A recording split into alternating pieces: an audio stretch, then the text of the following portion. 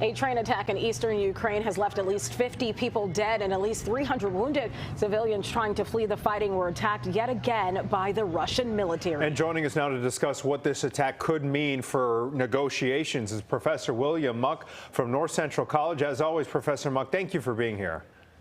Good to be with you. Okay, so this is yet another example of Russian forces reportedly targeting civilians.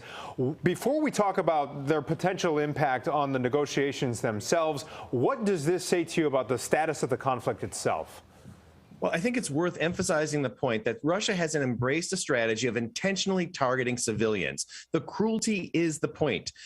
They've realized that the best way to achieve their strategic ends is to terrorize and cause chaos with the Ukrainian public. So, and again, this is all in violation of fundamental international law, which demands that you draw a distinction between combatants and non-combatants. The Geneva Convention, the Rome Statute for the International Criminal Court all are very clear. There's no ambiguity. What Russia is doing is in violation of international law. Let's talk about those negotiations and where they can actually go. How will this latest attack on the heels, talking about the atrocities that were reported this past week out of Bucha, impact those negotiations?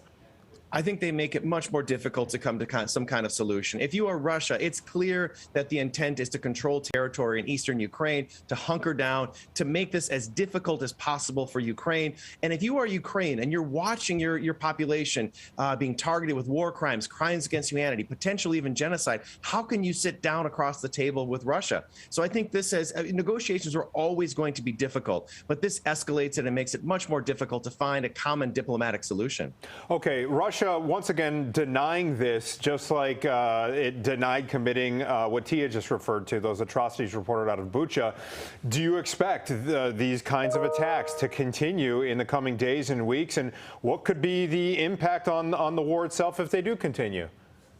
I think it's going to get much uglier. And this is, again, a strategy of the Russian government. They have decided that intentionally targeting and killing civilians is in their best strategic interest. It's going to make them, it's going to be easier to control territory. So how do you move forward if that's the case? And I think Ukraine is in a really, really difficult position. I think it means that the conflict is going to get worse. And as time goes by, we're going to see more and more atrocity crimes. As Russia continues to pull away from Ukraine, there's going to be more and more evidence of their excessive behavior. And I think it's going to be a strategy that they will pursue in eastern Ukraine. So I think we're looking towards dark days ahead. All right, Professor William Muck from North Central College. It's always a pleasure to have you here on the show. Thank you so much for breaking it all down for us.